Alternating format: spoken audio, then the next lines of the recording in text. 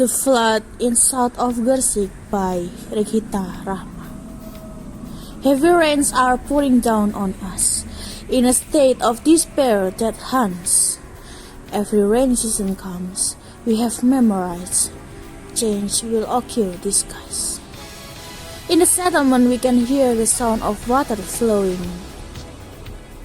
In the middle of the night sounds faint but definitely bestowing.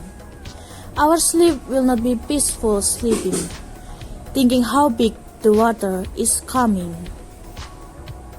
Every year it will be repeated, floods inundated. Only in these areas did the flood come, that become a disaster storm. Why does this keep repeating? Is it due to natural or human factors? Or is our earth tired with all things, overcome various existing problem factors?